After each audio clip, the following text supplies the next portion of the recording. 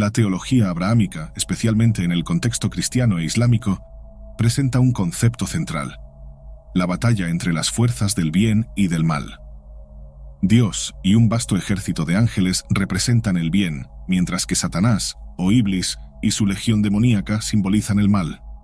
Teólogos, místicos y ocultistas, a lo largo de los siglos, han creado jerarquías complejas para estos seres, detallando sus nombres, sellos, tareas y destinos en textos que van desde las escrituras bíblicas canónicas hasta libros de origen incierto. Ángeles y demonios continúan fascinando, aterrorizando e inspirando a miles de millones de personas en todo el mundo. ¿Pero qué sabemos sobre el origen de estas entidades en la tradición abrahámica? Retornando a los tiempos de los antiguos israelitas, los predecesores de las tradiciones judía, cristiana e islámica, exploramos la base más antigua de la demonología israelita. Lucifer es un nombre bien conocido en este contexto. En la Biblia hebrea se le describe como un ángel cuya caída del cielo resultó en su transformación en Satanás, el diablo. Originalmente, Lucifer era un ángel de gran belleza y poder, cercano a Dios. Sin embargo, su orgullo lo llevó a desear ser como Dios, un deseo prohibido que resultó en su expulsión a la tierra. El libro del Apocalipsis relata que un tercio de los ángeles siguió a Satanás y también cayó, formando una narrativa de caída angélica en masa. Existen también relatos oscuros sobre un grupo de 200 ángeles que conspiraron para compartir conocimientos prohibidos y se aparearon con mujeres humanas. Sus hijos, híbridos gigantes, practicaban el canibalismo y bebían sangre. Estos relatos antiguos influenciaron fuertemente al judaísmo y a la iglesia cristiana primitiva, que eventualmente los rechazaron debido a su naturaleza perturbadora. Aunque el término ángel caído no aparece en la Biblia ni en otras escrituras abrahámicas, la idea de la caída de los ángeles es evidente. Un ángel cae al cometer un pecado grave, resultando en su expulsión del cielo. La Biblia afirma que todos los ángeles fueron creados sin pecado, pero poseen libre albedrío. Por lo tanto, pecar es una elección consciente y deliberada, llevando a un castigo severo. Las Escrituras mencionan 3 posibles destinos para los ángeles caídos. Algunos son temporalmente confinados en el abismo. Otros son eternamente aprisionados en el Tártaro, un lugar de castigo considerado peor que el Hades por los griegos. Y el resto es soltado para continuar sus pecados en la tierra. Mantienen su inmortalidad y naturaleza espiritual, pero pierden su pureza y posición celestial, sin posibilidad de recuperación. La gran pregunta es, ¿los ángeles caídos son demonios? Saludos a todos. Si estás interesado en magia, alquimia, cábala, filosofía o la historia del ocultismo, asegúrate de suscribirte aquí en Camino Etéreo. Cada suscripción es un gran apoyo para los videos que hago en mi canal. Vamos a examinar las descripciones del origen de los demonios encontradas en el libro de Enoc, también conocido como Primer Enoc. Aunque la mayoría de las iglesias lo considera apócrifo, algunas denominaciones, como la Iglesia Ortodoxa Eritrea, la Iglesia Ortodoxa Etíope y los judíos Beta Israel, lo aceptan. Muchos teólogos cristianos primitivos también defendieron su inclusión.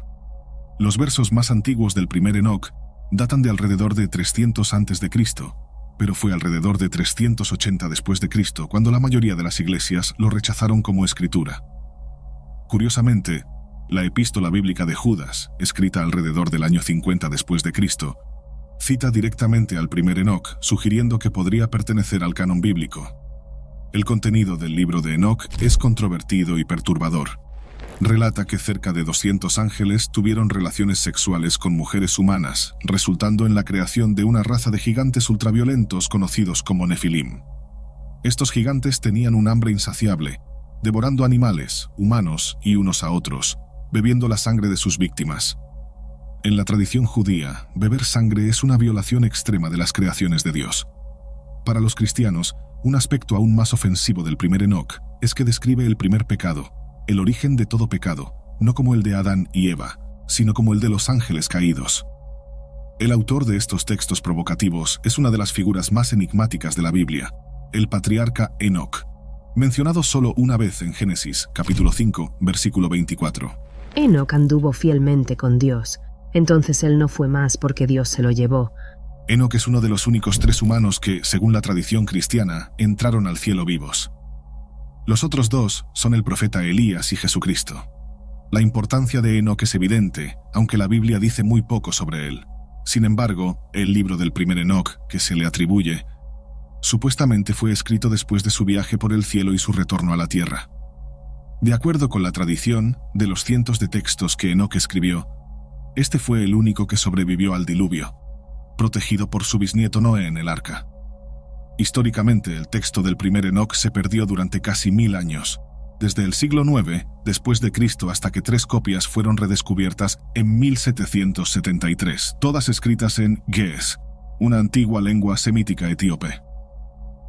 De hecho, los etíopes nunca perdieron este texto y continuaron tratándolo como parte central de su canon bíblico.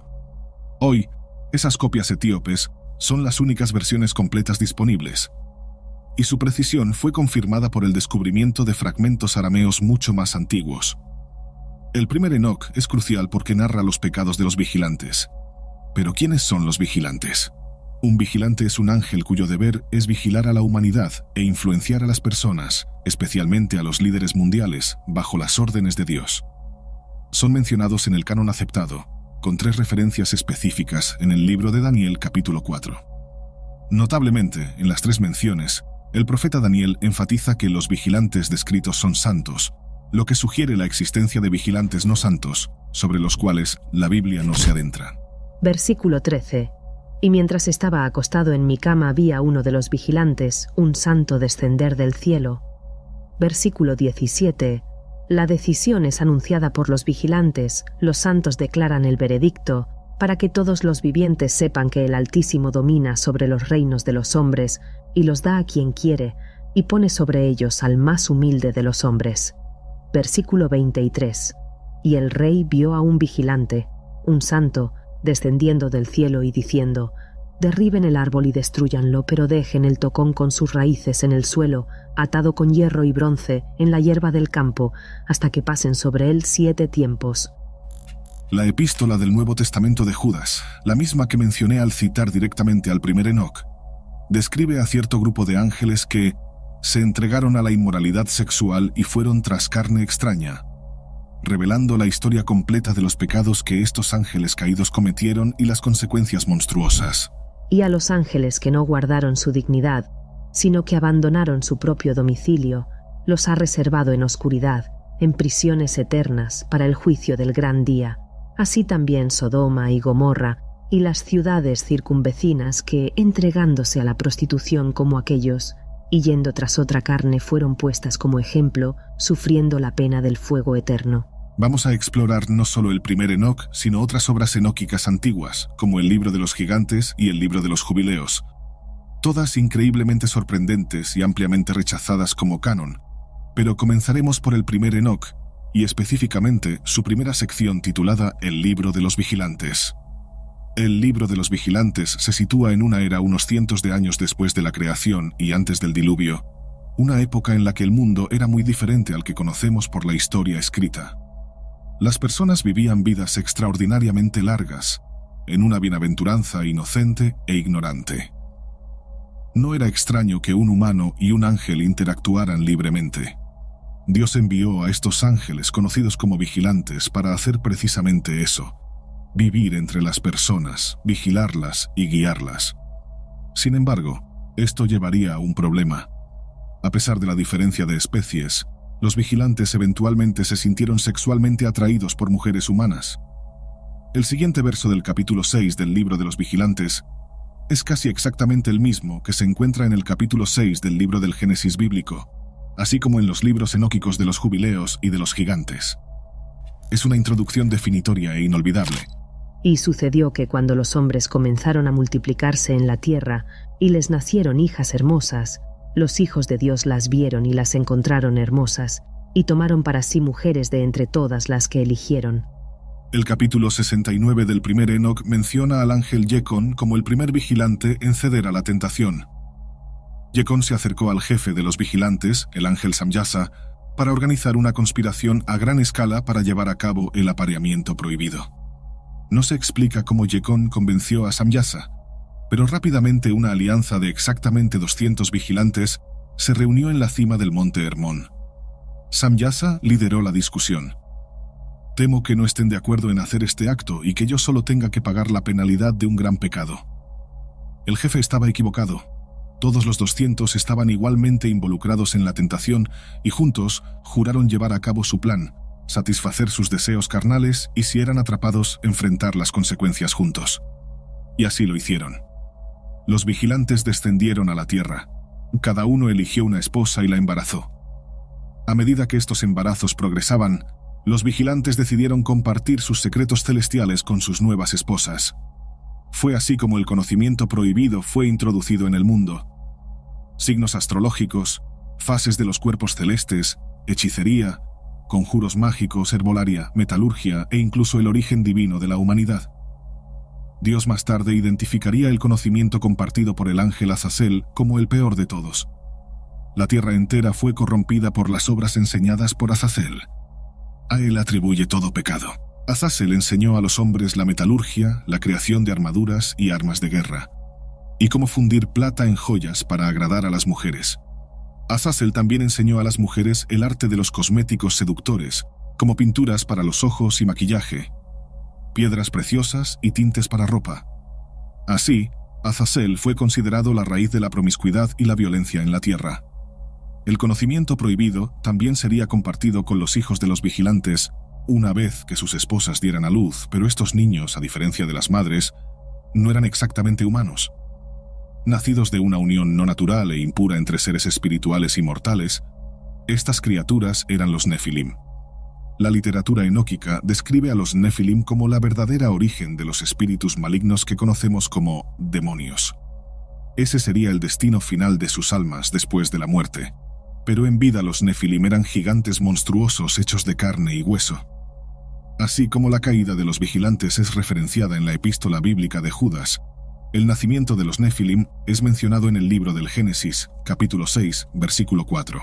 Hacía en aquellos días gigantes en la tierra, y también después cuando los hijos de Dios entraron a las hijas de los hombres y de ellas engendraron hijos. Esta es la primera de solo 2 referencias explícitas a estos seres encontradas en la Biblia. Génesis confirma vagamente su existencia. El libro de Números, capítulo 13, versículo 33, deja claro que los Nefilim son de estatura gigantesca.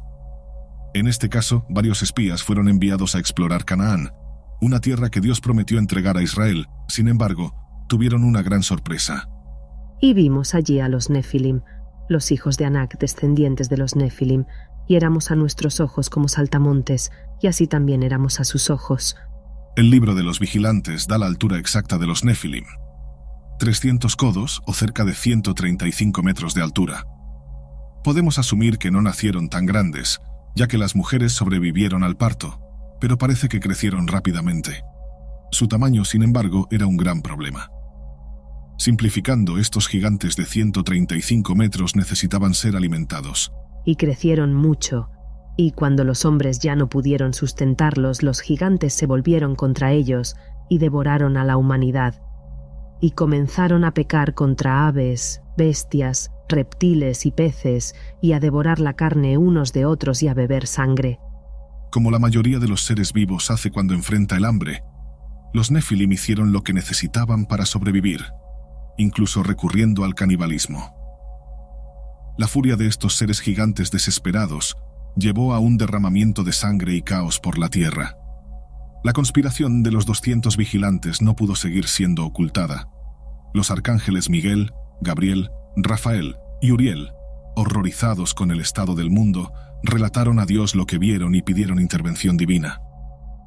Dios, consciente de la situación, decretó severos castigos. Y además el Señor dijo a Rafael: «Ata a Azazel de manos y pies, lánzalo en las tinieblas, y haz una abertura en el desierto que está en Dudael, y lánzalo allí. Y pon sobre él piedras ásperas y puntiagudas, y cúbrelo con oscuridad, y deja que permanezca allí para siempre, y cubre su rostro para que no vea la luz». Y el Señor dijo a Miguel: «Ve, ata a Samyasa y a sus asociados que se unieron con las mujeres y se corrompieron en toda su impureza. Cuando sus hijos hayan matado unos a otros, y ellos vean la destrucción de sus amados, aprésalos por 70 generaciones en los valles de la tierra, hasta el día del juicio y de la consumación, hasta el juicio eterno, en el cual la condenación será completa». Gabriel sugirió que Dios forzara a los Nefilim a una guerra civil brutal, para que sufrieran y causaran la muerte de su propia raza. Dios estuvo de acuerdo, decretando que la muerte de los Nefilim no sería su descanso final. Sus espíritus desencarnados sufrirían hambre y sed eternas, convirtiéndose en espíritus malignos en la tierra, atormentando y enfureciéndose contra los humanos. Así, los Nefilim se convertirían en el origen de los demonios en la tierra, conforme a la declaración de Dios. Y ahora los gigantes, que son producidos de los espíritus y de la carne, serán llamados espíritus malignos en la tierra, y en la tierra será su morada. Espíritus malignos procederán de sus cuerpos, porque ellos nacen de los hombres y de los santos vigilantes. Su origen y primera fundación será de sus cuerpos y carne. Serán espíritus malignos en la tierra, y espíritus malignos serán llamados. Los espíritus de los gigantes atormentarán, oprimirán, destruirán, atacarán, lucharán y causarán destrucción en la tierra, y causan lamentación. No comerán, ni tendrán sed, y serán invisibles. Y estos espíritus se levantarán contra los hijos de los hombres y contra las mujeres, porque proceden de ellos. La intervención divina buscaba restaurar el orden, castigando severamente a los vigilantes y a sus descendientes, transformando a los Nefilim en los demonios que conocemos hoy. Un capítulo posterior del libro de los vigilantes revela el castigo de las mujeres que dieron a luz a los Nefilim. Y las mujeres también de los ángeles que se desviaron se convertirán en sirenas. Y yo, Enoc, solo vi la visión, el fin de todas las cosas, y ningún hombre verá como yo vi. Sirenas en este contexto son criaturas híbridas, mitad pájaro y mitad mujer. Vamos a explorar su conexión con el demonio del folclore judío, Lilith. El castigo final de Dios afectaría a todos en la tierra, incluyendo a los inocentes. Dios creía que los vigilantes caídos y los Nefilim habían corrompido el mundo a tal punto que la única solución era un reinicio total, el gran diluvio. Esta inundación gigante limpiaría la tierra de toda impureza, error, ilegalidad, pecado e impiedad. Casi toda la vida sería destruida para que la humanidad pudiera volverse justa nuevamente. Dios ordenó al arcángel Uriel que descendiera del cielo y advirtiera a Noé, bisnieto de Enoc, y considerado digno de sobrevivir. Noé debía construir un arca, pues el diluvio sería desencadenado después de un cierto periodo. Mientras tanto, Dios instruyó a Enoc a informar a los vigilantes sobre su futuro castigo. Enoc se acercó primero a Azazel y luego a los 199 vigilantes restantes, quienes se aterrorizaron e imploraron que él redactara una petición en busca de perdón. Sin embargo, Dios había cortado toda comunicación con los vigilantes caídos, y Enoc era su única esperanza. Enoc aceptó la solicitud, pero el castigo severo y eterno no sería alterado. Dios no mostraría misericordia, y los vigilantes nunca serían perdonados por sus pecados. Volviendo al destino de las mujeres caídas, ellas fueron transformadas en monstruosidades conocidas como sirenas. En la Septuaginta, la versión griega del Antiguo Testamento, las sirenas se mencionan sin una descripción explícita, pero con algún contexto adicional en relación con el primer Enoc. Los estudiosos sugieren que pueden describirse como un búho hembra, un avestruz o una criatura híbrida de mujer y pájaro. Todos coinciden en que es algún tipo de criatura femenina que lamenta y llora.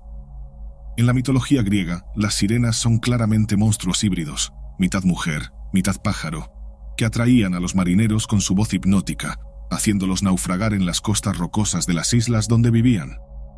El Zohar, una obra importante en el misticismo judío, refleja esta creencia. Curiosamente, el Zohar parece tener un conocimiento profundo de las tradiciones y detalles del primer Enoc, a pesar de haber sido escrito en el siglo XIII, cuando se creía que el primer Enoc estaba perdido. Este misterio aún intriga a los estudiosos. Volviendo a las sirenas, el Zohar sugiere que fueron las mujeres las que sedujeron a los vigilantes, y no al contrario. La primera mujer en hacerlo fue llamada Naamá. Naamá, la madre de los demonios, por quien los primeros santos fueron seducidos por su belleza, llevó a los hijos de Dios, Samyasa y Azazel, al desvío y dio a luz hijos, y así de ella surgieron espíritus malignos y demonios en el mundo. Según el Zohar, Naamá fue transformada en una sirena, similar a las descritas en la mitología griega, al igual que las otras mujeres que pecaron con ella. Como la primera, Naamá fue maldecida con el papel de madre de los demonios, encargada de perpetuar una cadena multigeneracional de copulaciones, embarazos y nacimientos maculados para producir los espíritus más oscuros. Naamá aún existe, teniendo su morada entre las olas del gran mar, Ella sale y se divierte con los hombres y concibe de ellos a través de sus sueños lascivos. De esos deseos ella queda embarazada. Los hijos que ella genera de los seres humanos se muestran a las hembras de la humanidad que quedan embarazadas de ellos y dan a luz espíritus. Y todos van a la antigua Lilith, quien los cría. Lilith es una figura significativa en el folclore judío, aunque ni ella ni Naamá son mencionadas específicamente en la literatura enóquica. Dependiendo del contexto, Lilith puede ser interpretada como un único ser o como una clase entera de demonios femeninos poderosos. En la Biblia hebrea, la palabra Lilith aparece solo una vez, en el libro de Isaías. Lilith encontrará descanso allí y hallará para sí un lugar de reposo. Allí se anidará el búho, pondrá sus huevos, los incubará y los recogerá bajo su sombra. Hay una relación clara entre un espíritu Lilith y una sirena, ya que ambos son seres malignos asociados con mujeres y aves. La propia palabra Lilith es considerada un antiguo término hebreo para un ave nocturna. Volviendo al inicio de su historia en la tradición judía, Lilith, la original, era una mujer humana. Según el folclore judío, Lilith fue la primera esposa de Adán en el jardín del Edén, no Eva. El libro del Génesis afirma que Eva fue creada de la costilla de Adán. Lilith, por otro lado, fue formada del mismo barro que Adán y creada al mismo tiempo. Sin embargo, Lilith no era una mujer sumisa. Ella era extremadamente independiente. Después de negarse a servir a Adán, Lilith dejó el jardín del Edén y eventualmente se unió a un cierto arcángel, Samael. Ella sedujo a Samael, se convirtió en su esposa, procreó con él y dio a luz hijos demonios, notablemente un hijo llamado Asmodeo. Así, Lilith y Samael son el paralelo demonológico de Adán y Eva. Muchos ven la historia como confirmación de que Samael es el primer ángel caído. En este sentido, Samael es el equivalente talmúdico judío del diablo, Satanás. Aún hablando de folclore, la historia de Lilith tiene varios giros inesperados. Algunos relatos, como el Tratado sobre la emisión de la izquierda, cuentan que Dios castró a Samael para impedirle producir más descendientes demoníacos con Lilith.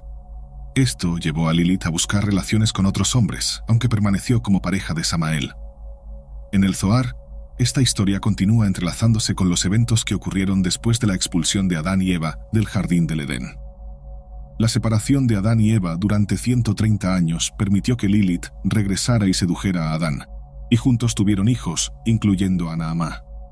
Naamá crecería para ser la primera mujer en seducir a los vigilantes, generando lo que el Zohar describe como demonios. En 1947, en el desierto de Judea, un pastor árabe en busca de su cabra perdida encontró la entrada de una cueva. Al lanzar una piedra para asustar al animal, escuchó el sonido de cerámica rompiéndose. Curioso, regresó con amigos y descubrieron vasijas de cerámica que contenían pergaminos antiguos.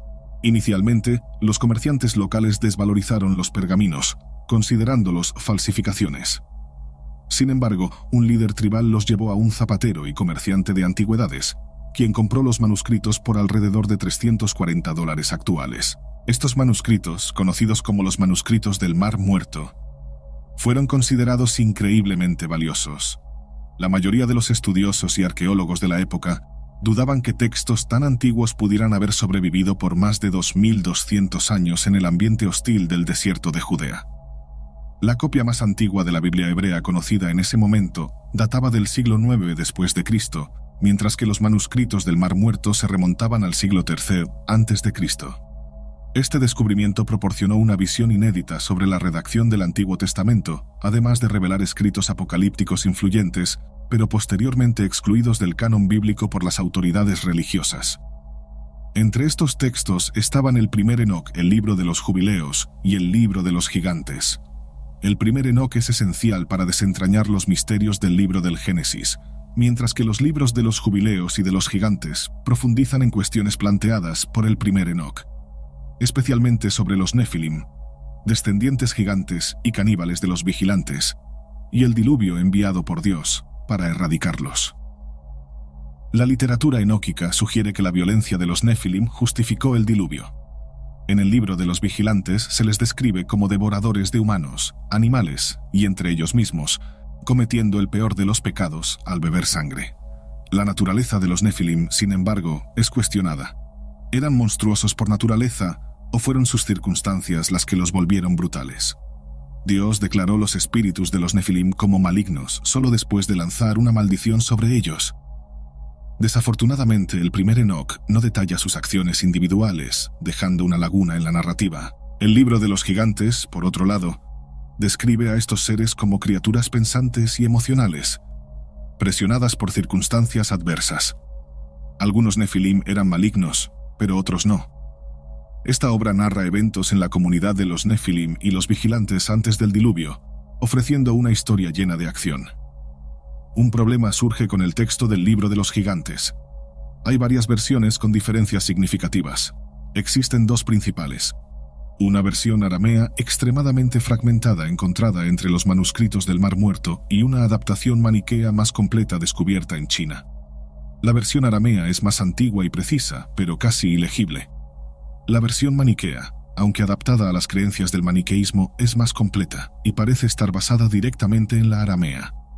El maniqueísmo es una religión notable por integrar tradiciones y creencias del judaísmo, gnosticismo, cristianismo, zoroastrismo y budismo, adoptando muchos de sus textos religiosos, incluyendo el libro de los gigantes. Este no era solo otro texto, sino uno de los 6 escritos originales de la iglesia maniquea, adaptado por el propio profeta Mani. Nos centraremos principalmente en la versión aramea del libro de los gigantes, mencionando la adaptación maniquea solo para resaltar dos divergencias significativas al inicio y al final del texto. El libro de los gigantes comienza con la recontada tradicional de la literatura enóquica. El deseo de los vigilantes por mujeres humanas, la copulación prohibida y el nacimiento de gigantes. Ambas versiones, aramea y maniquea, siguen esta narrativa. Pero la adaptación maniquea se destaca por su supuesto. Influenciado por el gnosticismo, Mani reinterpretó a los vigilantes no como ángeles, sino como arcontes de la tradición gnóstica, arquidemonios cósmicos. El estudioso maniqueo Walter Bruno Henning explica que para Mani, el origen celestial de los vigilantes caídos no encajaba en la convicción de que ningún mal podría venir del bien, así que los transformó en demonios. Estos demonios, inicialmente aprisionados en los cielos durante la construcción del mundo, se rebelaron y huyeron a la tierra. Estos seres eligieron la tierra no solo como escondite, sino atraídos por la belleza de las mujeres humanas. La versión maniquea presenta una interpretación más oscura y alienígena de los eventos, donde estos invasores cósmicos imponen sus deseos, subyugando y esclavizando a la humanidad. Sin embargo, esta sección es relativamente corta, y ambas versiones convergen en la narrativa principal de los Nefilim. La historia de los Nefilim destaca un acto sorprendente de misericordia divina. En el primer Enoc, Dios no muestra simpatía por estos seres, condenándolos a una guerra civil eterna, al diluvio y a una maldición eterna. El libro de los gigantes ofrece una perspectiva diferente, sugiriendo que Dios envió avisos proféticos y oportunidades de arrepentimiento a los Nefilim. Estos avisos llegaron en sueños, inicialmente experimentados por 2 Nefilim: Ojia, hijo del jefe de los vigilantes, Samyasa, y Mahwei. Mahwei soñó con una tabla de piedra con muchos nombres, sumergida en el agua. Cuando emergió, todos los nombres fueron lavados, excepto 3. Esto profetizaba el diluvio, con los nombres restantes representando a Noé y su familia, los únicos sobrevivientes. Sin embargo, los Nefilim y los vigilantes no lograron interpretar correctamente el sueño, entendiendo solo que el juicio divino era inminente e inevitable. El sueño de Oya era similar. Vio un gran árbol siendo arrancado, pero sostenido por 3 raíces. Interpretaron esto como una señal de una gran punición, con pocos sobrevivientes. Oya, en pánico, culpó a Azazel por el desastre inminente. Más sueños siguieron en los días posteriores, cada uno más sombrío que el anterior, dejando a los Nefilim y a los vigilantes angustiados. Finalmente, alguien sugirió buscar la ayuda de Enoc, y Mahwei fue elegido para la tarea. Él aceptó y emprendió una jornada cósmica para encontrar a Enoc y solicitar su interpretación y orientación. Enoc aceptó el llamado y fue al cielo a hablar con Dios. Al regresar, trajo consigo 2 grandes tablas gemelas de Dios, con un mensaje sombrío. Sepan que la tierra está clamando y quejándose de ustedes y de los actos de sus hijos, del mal que le han hecho, hasta que llegue el arcángel Rafael. He aquí que la destrucción se aproxima, un gran diluvio, y destruirá todas las cosas vivientes y lo que esté en los desiertos y en los mares. Pero ahora suelten los lazos que los atan al mal y oren. Aquí los fragmentos arameos terminan. Aunque no es el final completo, la conclusión de la historia permanece ausente, y hasta hoy nunca se ha encontrado una copia completa aramea del libro de los gigantes. Sin embargo, la versión maniquea ofrece su propio desenlace y es sorprendentemente dramático. Regresamos a los eventos antes de que Mahuey fuera enviado a visitar a Enoch, pues en esta versión Enoch realmente visita su comunidad, acompañado por ayudantes celestiales.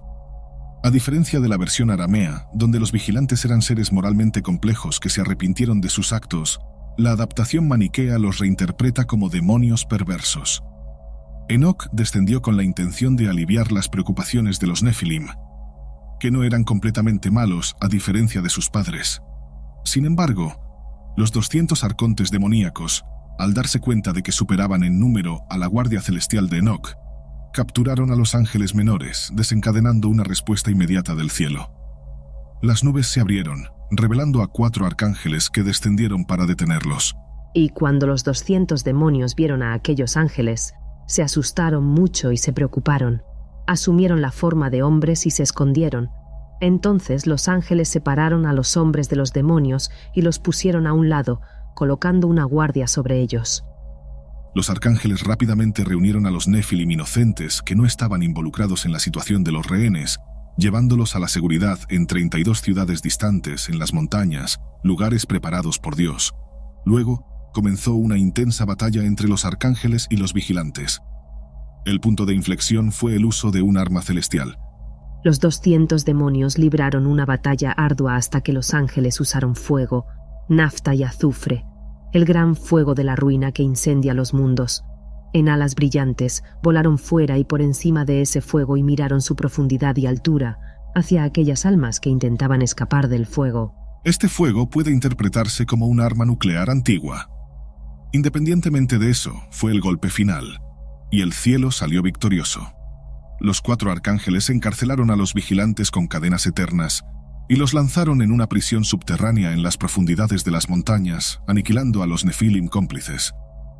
Este es un final sombrío, pero implica que algunos Nefilim inocentes fueron salvados, presumiblemente aquellos que siguieron el consejo de Dios, oraron y se arrepintieron de sus pecados. ¿Y el diluvio inminente? Para esto nuestra investigación se vuelve al siguiente texto enóquico, el libro de los jubileos. El libro de los jubileos, al igual que el primer libro de Enoch, es un texto antiguo que fue altamente considerado e influyente en las comunidades judías y cristianas primitivas.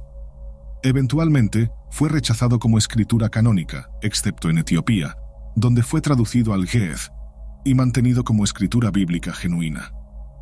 El valor de los jubileos es evidenciado por el hecho de que los guardianes originales de los manuscritos del Mar Muerto almacenaron nada menos que 15 copias completas de él.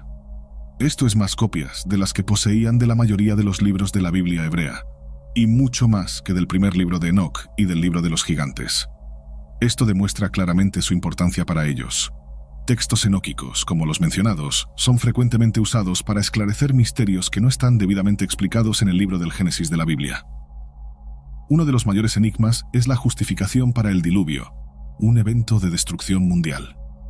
El Génesis atribuye la catástrofe a la corrupción y la violencia, pero el primer Enoch detalla esas causas. El libro de los gigantes contextualiza la acción y Jubileos resume los aprendizajes.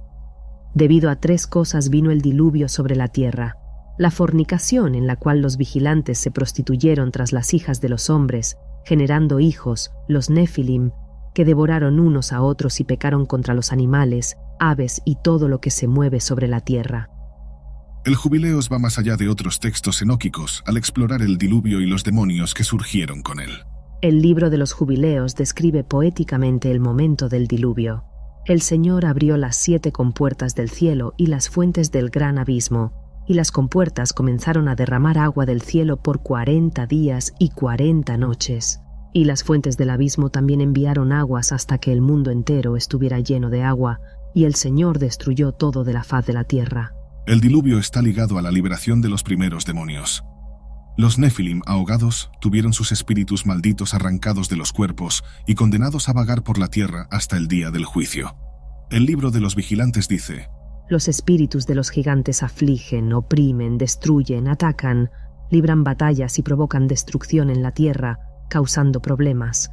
No consumen alimentos, pero aún así sienten hambre y sed y cometen ofensas. La esencia de los demonios es un tormento insaciable, reflejando la brutalidad de los Nefilim en vida. Es un destino terrible. De acuerdo con el libro de los Jubileos, los primeros demonios verdaderos comenzaron a causar problemas a los humanos algún tiempo después del diluvio. Después de que Noé desembarcara el arca, sus 3 hijos dividieron la tierra, reclamando territorios. Con el tiempo, tuvieron hijos que dividieron aún más la tierra. En este punto, los demonios emergieron para desviar a esta nueva generación hacia la corrupción y la muerte. Tras las primeras muertes, los hijos de Noé se lo informaron, y Noé hizo una petición desesperada a Dios. Que tu perdón libre sea erguido sobre mis hijos, y que espíritus malignos no gobiernen sobre ellos. Prende a los demonios y manténlos en el lugar de la condena, y no dejes que traigan destrucción a los hijos de tu siervo, pues estos son malignos y fueron creados para destruir. Dios decidió atender completamente la petición de Noé. Ordenó que todos los espíritus desencarnados de los Nefilim fueran presos. Sin embargo, surgieron complicaciones. Los espíritus tenían un líder, Mastema, el príncipe de la hostilidad. Antes de que sus legiones fueran desterradas, Mastema ofreció al Señor una alternativa.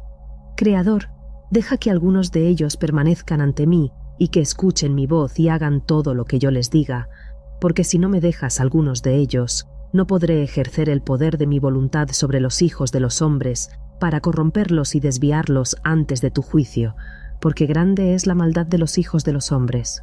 Dios respondió, deja que 1/10 parte de ellos permanezca ante Mastema, y deja que las 9 partes desciendan al lugar de la condenación. Así, la población demoníaca fue reducida significativamente. El 10% permaneció en la tierra bajo el mando de Mastema, identificado como Satanás. La alternancia de Dios puede parecer extraña, pero fue ventajosa tanto para Satanás como para Dios. Los demonios tienen un papel crucial al hacer nuestras vidas difíciles. Un fragmento del libro de los vigilantes aclara que es intención de Dios hacer de los humanos objetivos de los demonios. Los espíritus de los gigantes se levantarán contra la humanidad porque procedieron de ellos. Estos espíritus, al salir, destruirán sin incurrir en juicio. Así, ellos desolarán hasta el día de la consumación del gran juicio. Surge la pregunta, ¿por qué Dios permitiría que los demonios nos atormenten alentando su propia naturaleza y eliminando repercusiones? Esta es una cuestión teológica profunda respondida en parte en el libro de Job.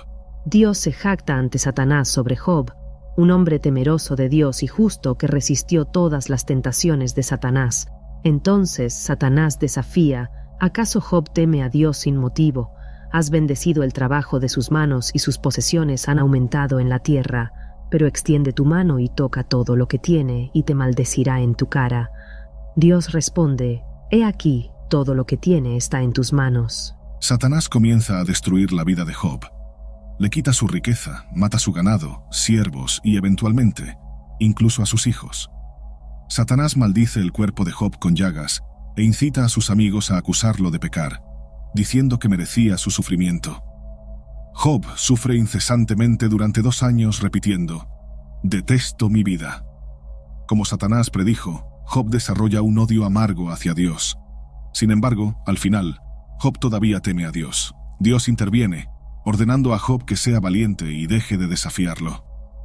Para compensarlo, Dios restaura la salud de Job, duplica su riqueza y ayuda a su esposa a tener nuevos hijos. Este es uno de los relatos más crueles de la Biblia, pero volviendo a la cuestión inicial, ¿por qué Dios anima y capacita a los demonios para hacer nuestras vidas difíciles? Es una prueba de fe que se concluye en el día del juicio. El destino de los Nefilim era morir y convertirse en demonios. La historia de estos gigantes es más compleja. Aunque se piensa que el diluvio eliminó toda vida en la tierra, excepto la que estaba a bordo del arca de Noé, algunos versos de la Biblia hebrea sugieren un misterio. En el libro del Génesis, capítulo 6, versículo 4, se lee, «Los Nefilim estaban en la tierra en aquellos días y también después». La mayoría de los estudiosos ven esto como una referencia a los Nefilim que sobrevivieron después del diluvio. Además del Génesis, hay más evidencias. Como se menciona en el libro de Números, capítulo 13, versículo 33, espías israelitas informaron sobre una población entera de Nefilim en Canaán.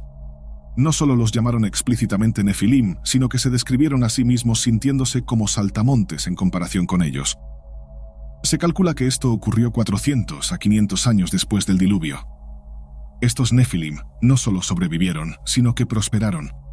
Los espías informaron que vivían en grandes ciudades fortificadas y tenían una agricultura avanzada. Sus frutos eran tan gigantescos que 2 hombres adultos normales eran necesarios para cargar un solo racimo de uvas. Los Nefilim de Canaán no son los únicos gigantes postdiluvianos mencionados en la Biblia, pero son los únicos específicamente referidos como Nefilim, lo cual es suficiente para especular sobre su existencia e impacto continuo en la narrativa bíblica. La gran pregunta es, ¿cómo sobrevivieron los Nefilim al diluvio? En el folclore judío, esto es un misterio popular.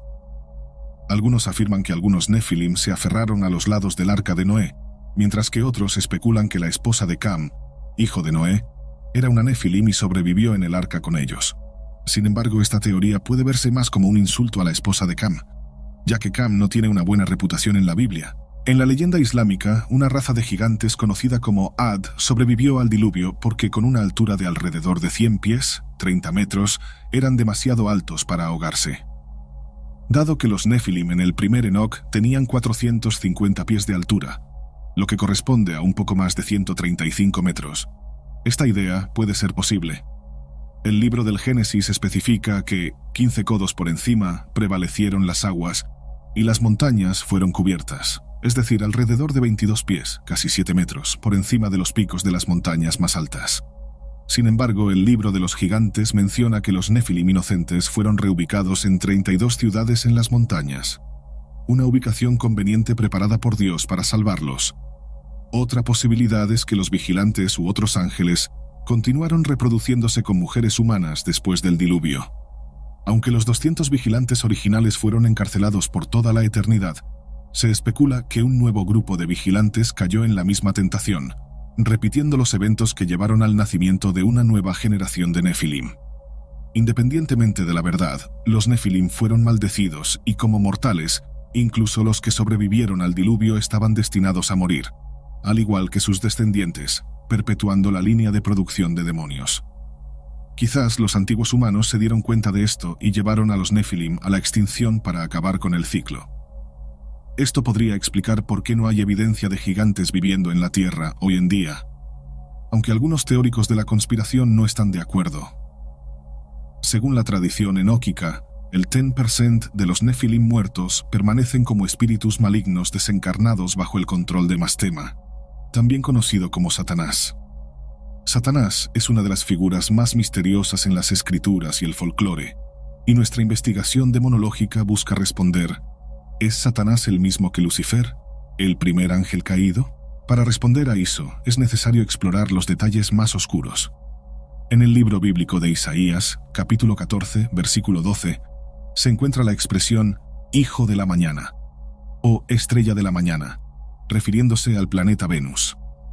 Traducciones latinas sustituyeron esta descripción por Lucifer, que significa portador de la luz.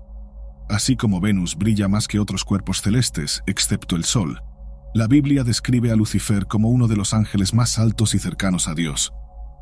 Estos dones de fuerza, brillo, belleza y posición terminaron encendiendo un fuego de orgullo en Lucifer, quien eventualmente envidió a Dios. En Isaías capítulo 14, versículos 13 y 14, él dijo en su corazón: «Subiré al cielo. Por encima de las estrellas de Dios ensalzaré mi trono y en el monte de la congregación me sentaré, en los extremos del norte. Subiré sobre las alturas de las nubes y seré semejante al Altísimo». Ese deseo llevó a su caída. La propia mano de Dios empujó a Lucifer, y en las palabras de Jesucristo en Lucas, capítulo 10, versículo 18, él cayó como un rayo. Lucifer fue lanzado a la tierra. En la creencia cristiana se cree que el evento que transformó al ángel Lucifer en Satanás, el diablo, explica por qué Satanás es considerado un ángel caído. Sin embargo, ningún versículo bíblico afirma explícitamente que Lucifer es Satanás.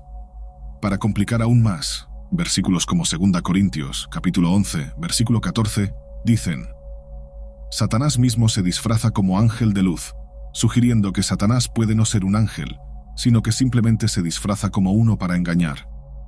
A pesar de esto, la mayoría de las tradiciones cristianas ve a Lucifer y Satanás como el mismo ser.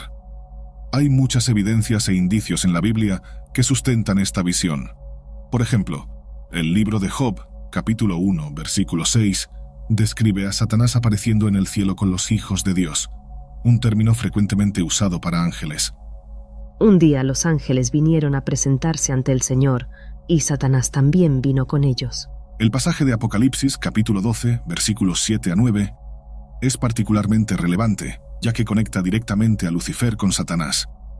Describe una guerra en el cielo donde Miguel y sus ángeles luchan contra el dragón, Satanás, y sus ángeles, que son derrotados y lanzados a la tierra. Entonces hubo una guerra en el cielo. Miguel y sus ángeles lucharon contra el dragón, y el dragón y sus ángeles revidaron, pero estos no fueron suficientemente fuertes y así perdieron su lugar en el cielo.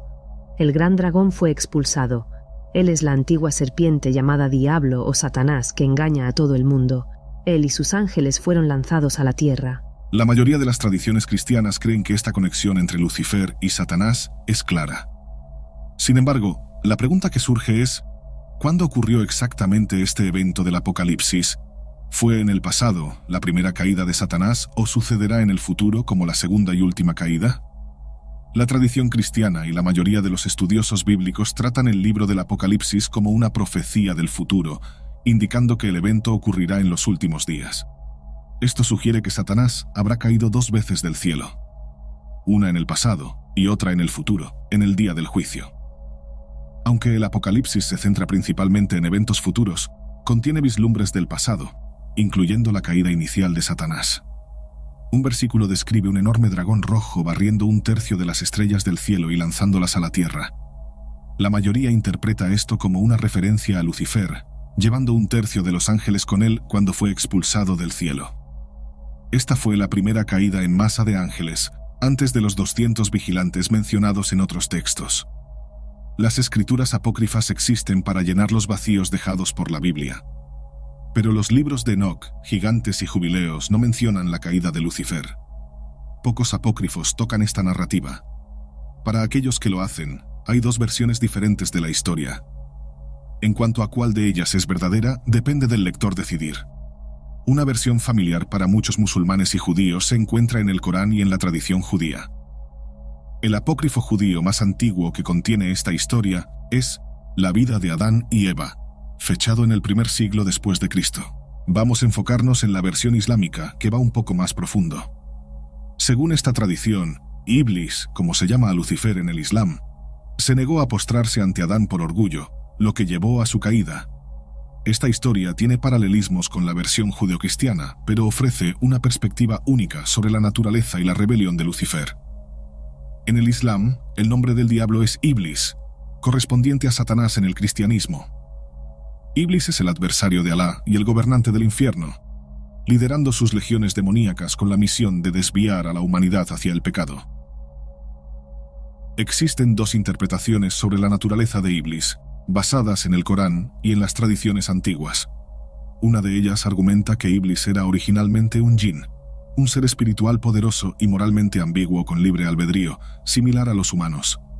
La otra interpretación, más relevante aquí, es que Iblis era un arcángel de alto rango, el más cercano al trono de Alá. Según la leyenda islámica, cuando Alá estaba creando a Adán del barro, dejó la figura secarse durante 40 días. Durante ese periodo, todos los ángeles vinieron a ver la nueva creación, incluyendo a Iblis. Iblis miró el cuerpo de barro, frunció el ceño y lo pateó, haciéndolo reverberar. La historia en el Corán comienza aquí, con eventos que se asemejan a la versión judía en la vida de Adán y Eva. Cuando la creación de Adán fue completada, Alá sopló vida en él y ordenó a sus ángeles que se postraran ante Adán. En el Islam, esta orden representaba la superioridad y autoridad de la humanidad sobre los ángeles y jinn. En la tradición judía, la humanidad fue creada a imagen de Dios, y los ángeles fueron instruidos a postrarse ante Adán en adoración a la imagen divina. A pesar de estas diferencias, el resultado es el mismo. Todos los ángeles se postraron, excepto Iblis. Según lo escrito en el Corán, Iblis se negó diciendo: «Yo soy mejor que él, tú me creaste del fuego mientras que él fue creado del barro». Entonces Alá dijo: «Desciende entonces del estado en el que te encuentras, ahora eres uno de los humillados». Alá prometió a Iblis el infierno eterno por su desobediencia. Pero Iblis pidió un plazo hasta el día del juicio para intentar desviar a la humanidad. Iblis desafió directamente a Alá, de manera similar a cómo Satanás desafió a Dios en el libro de Job. Alá le concedió tiempo hasta el día del juicio para tentar a todos, excepto a los creyentes más devotos. Después de obtener el plazo, Iblis culpó a Alá por su propia caída. «Tú me desviaste. Ciertamente estaré al acecho para ellos todos, y la mayoría de ellos los encontrarás ingratos». Esta respuesta ha confundido a muchos, especialmente la parte en la que Iblis acusa a Alá de desviarlo, como si estuviera ignorando el pecado que cometió. Muchos musulmanes creen que fue en ese momento cuando el mal se apoderó de Iblis. Alá transformó al ángel en Iblis, el diablo, un ser movido por el rencor de una traición aparentemente injusta y con un objetivo singular de ganar la apuesta. Sin embargo, la mayoría de los eruditos islámicos afirman que los ángeles no tienen libre albedrío, a diferencia de la creencia cristiana. Si esto fuera cierto, Alá habría sido la razón por la que Iblis se negó a postrarse ante Adán como parte de un plan divino preestablecido. Por lo tanto, la caída de Iblis habría sido causada directamente por Alá. Iblis, o Satanás, se negó a postrarse ante Adán. Existe, sin embargo, una versión alternativa de esta historia, cuya relevancia se estableció no por las escrituras religiosas o apócrifas, sino por la cultura popular. La narrativa épica de El paraíso perdido de John Milton es ampliamente reconocida como una obra maestra de la literatura del siglo XVII. No obstante, Milton se inspiró en textos anteriores, menos conocidos, como el épico en inglés antiguo Génesis B. Aunque el nombre sugiere una secuela, Génesis B es distinto de Génesis A, y ambos fueron redescubiertos y combinados en un solo manuscrito antes de que fragmentos revelaran su separación original. La copia más antigua conocida de Génesis B data de principios del siglo IX a.C., pero es probable que haya sido transmitida oralmente por siglos desde los albores del cristianismo. Este texto no solo narra historias, sino que sirve como un medio para transmitir verdades religiosas. El respetado especialista Dr. Alger Nick Doane describió Génesis B como la realización teológica más sofisticada y completa de este tema. El tema central es la caída de Lucifer y su transformación en Satanás. Este ángel caído es el personaje principal y la historia se cuenta desde su perspectiva.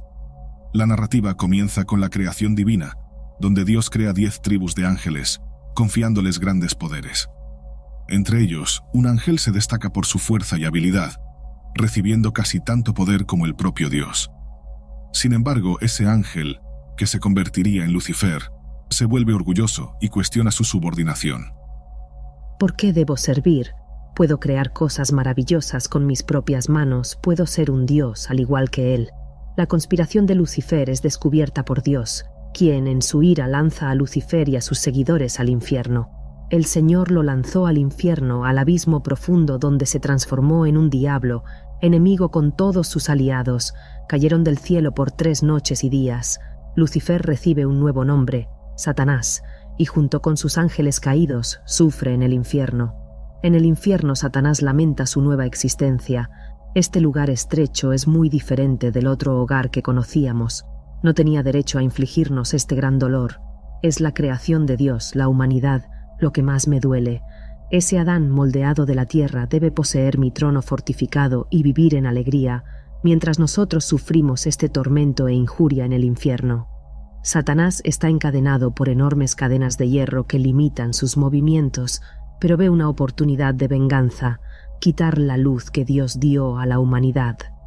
Él declara: «Consideren todos ustedes cómo pueden engañarlos.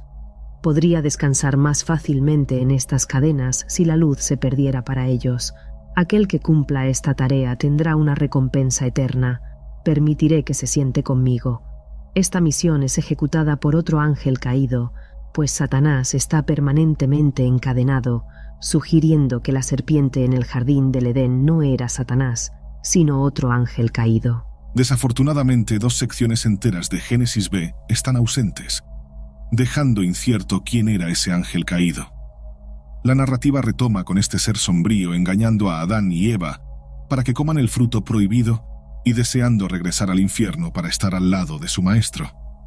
Quienquiera que fuera ese ángel se convirtió en el sustituto de Satanás, permitiendo que el diablo, encarcelado, realizara sus actos de maldad en la tierra. Esta divergencia de las creencias cristianas tradicionales es una de las principales razones de la controversia en torno a Génesis B. Sugiere que las apariciones de Satanás en la Biblia pueden no ser realmente de él, sino de este ángel caído desconocido. Sin embargo, un sustituto del diablo puede no ser tan extraño como parece, ya que en el Antiguo Testamento Dios también tiene un sustituto, el ángel del Señor. El libro del Apocalipsis predice que Satanás será atado por 1000 años y luego liberado para causar destrucción, antes de ser encerrado nuevamente en el lago de fuego. Después de que el sustituto de Satanás siembra las semillas del pecado en la humanidad, la narrativa de Génesis B continúa con los eventos del libro del Génesis, detallando generaciones hasta la vida de Enoc y su ascenso al cielo. Menciona a los hijos de Dios que buscaron esposas entre los humanos, resultando en gigantes, los Nefilim, quienes son castigados por Dios con la muerte y el diluvio. Génesis B integra elementos del lore enóquico, pero su enfoque es la caída de Lucifer y de los vigilantes, ligando sus pecados al diluvio. Este texto es importante para el estudio de los ángeles caídos, desafiando el dogma tradicional y expandiendo la comprensión teológica. Así como otros textos sobre ángeles caídos, como el primero de Enoc, el libro de los gigantes, Jubileos y la vida de Adán y Eva, Génesis B sigue un camino diferente, desafiando la ortodoxia y difundiendo conocimiento prohibido. Estos textos sobrevivieron a pesar de los esfuerzos para erradicarlos, permitiéndonos explorar las tradiciones más oscuras de la religión abrahámica.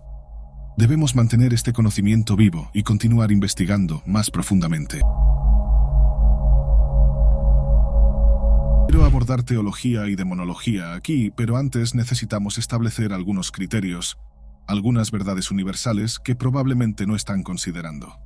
Una de ellas, quizás la más importante, es que la moral es una construcción social. El mal que juzgas combatir tiene una conciencia, y dentro de ese calabozo sináptico, él se juzga bueno. Cada moneda revela dos lados diametralmente semejantes. Nadie se juzga el villano, y cuando nos juzgamos tenemos justificación para nuestros actos. Y eso es bíblico. Sobre todo, es un área teológica y ampliamente debatida. Y yo daré ejemplos. Cuando David, el gran héroe y rey de Israel, un guerrero inigualable, tenemos en él el honor y la gloria de Dios. Ungido por Samuel, promete su fidelidad a Dios y se convierte en un líder adorado por el pueblo. Pero su reinado no vino por casualidad. El primer rey de Israel fue Saúl, un rey que prosperó por un tiempo y tenía la gracia de Dios, pero debido a la desobediencia, se convirtió en una figura rechazada. Si miramos desde el punto de vista de Saúl, la historia adquiere una nueva dimensión. Saúl fue elegido por Dios para ser rey y al principio tuvo éxito. Enfrentó desafíos inmensos, incluidas guerras constantes y la presión de liderar una nación. La llegada de David, un joven carismático y popular, amenazó su posición y estabilidad. Saúl, en su lucha por mantener el poder y proteger su reino, puede ser visto como un líder intentando defender su trono y su dinastía. Pero esa no es la historia que ustedes aprendieron, y esa no es la moral que se transmite. Pero esto prueba que toda historia tiene al menos dos lados. Otra cuestión es que estudiar demonios es un trabajo serio, antiguo y respetado. No es una aventura moralista.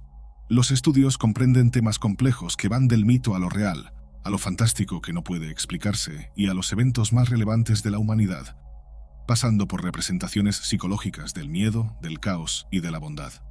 Estudiar estos seres no significa estar de acuerdo ni tampoco en desacuerdo. Es algo más allá del bien y del mal. Se trata de bibliografía, etimología e historia.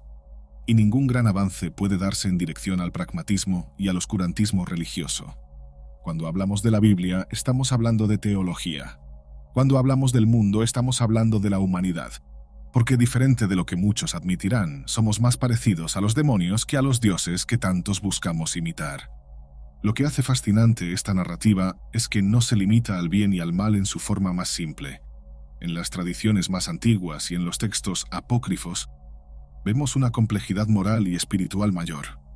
El bien y el mal, ángeles y demonios, luz y tinieblas, estas fuerzas están conectadas de manera intrínseca, y muchas veces lo que parece ser una batalla exterior entre entidades divinas es, en realidad, un reflejo de la batalla interna que todos los seres humanos enfrentan en su viaje espiritual. El concepto de demonio en sí ha sido transformado a lo largo de los siglos.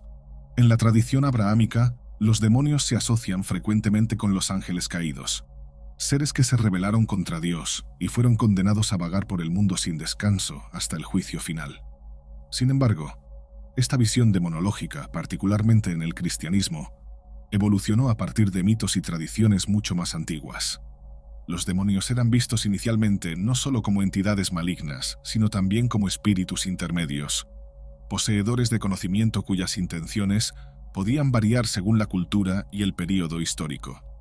Con una mirada más atenta, tanto la demonología como el gnosticismo ofrecen una perspectiva profunda y fascinante sobre los dilemas espirituales que trascienden el tiempo y las tradiciones. Y aquí encontramos una de las intersecciones más intrigantes: la relación entre conocimiento, poder y salvación. Para entender el origen de los demonios, necesitamos volver al principio, a lo que llamamos la primera caída. Es aquí donde el nombre de Lucifer, portador de la luz, surge.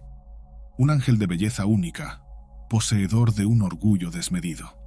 Según Isaías 14:12, él ansiaba no solo servir a Dios, sino ser igual a él, desafiando el orden cósmico que se sostenía en las eras insostenibles anteriores a la creación. Lucifer, entonces, deseó tanto sentarse en el trono, que terminó liderando una rebelión con otros ángeles que fueron seducidos por la promesa de poder. Obviamente perdió esa batalla. Dios no perdería su posición y no permitiría que una de sus grandes creaciones subiera al trono y gobernara el reino.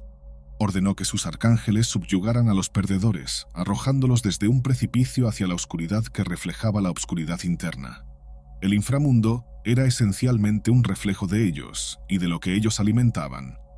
Lucifer entonces fue expulsado del cielo junto con un tercio de los ángeles que lo siguieron. Cuando hablo de inframundo me refiero a una mayor aproximación a la tierra. El hombre aún intentaría luchar contra su naturaleza para alcanzar el cielo, sabiendo que la tierra bajo sus pies es el barro que moldeó a Adán, y su corrupción moral es una herencia. Su caída marca el inicio de una rebelión cósmica. Este evento, retratado como una guerra en el cielo, se vuelve tan importante para la humanidad, porque es aquí donde nace nuestra moralidad, expulsando lo que no deseamos. El mal pasa a ser lo indeseado, pero diametralmente derrotable, porque el hombre cree que su fe es una lanza y un escudo. Dentro del estudio de las narrativas bíblicas, esto es importante para que podamos diferenciar exactamente quién es Satanás y Lucifer. En muchas culturas se fusionarán y se convertirán en un adjetivo. Aunque la Biblia no declara explícitamente que ambos sean el mismo ser, la tradición cristiana asocia sus historias, fusionando sus identidades como el arquetipo del mal. Ya que estamos hablando de historia y Biblia, necesitaré recurrir a lo que se dice en Isaías 14. Allí encontramos una mención al nombre Lucifer dentro de un contexto babilónico, una mención a la realeza.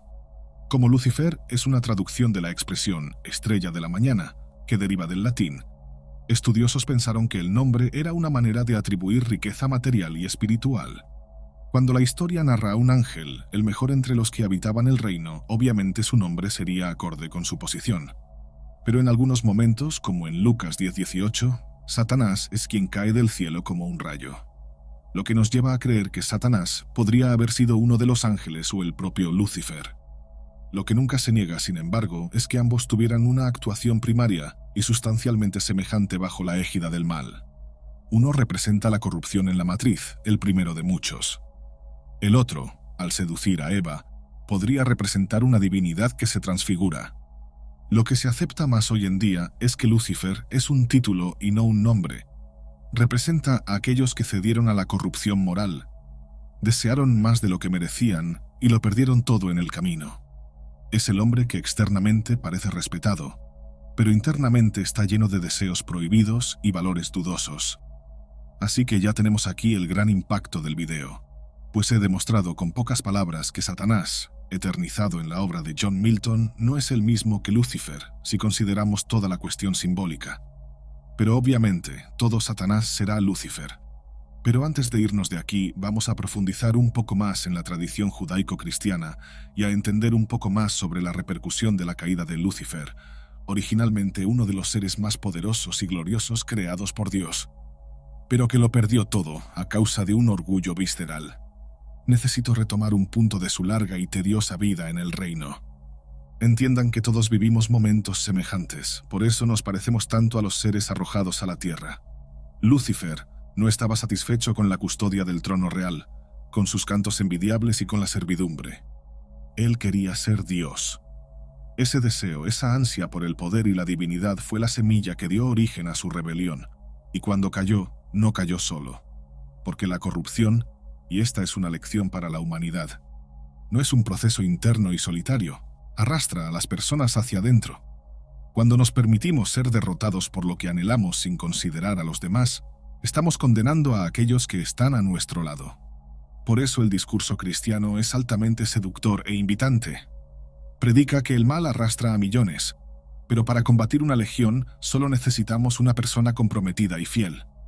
Como pueden imaginar, esta historia no termina con la caída de los ángeles.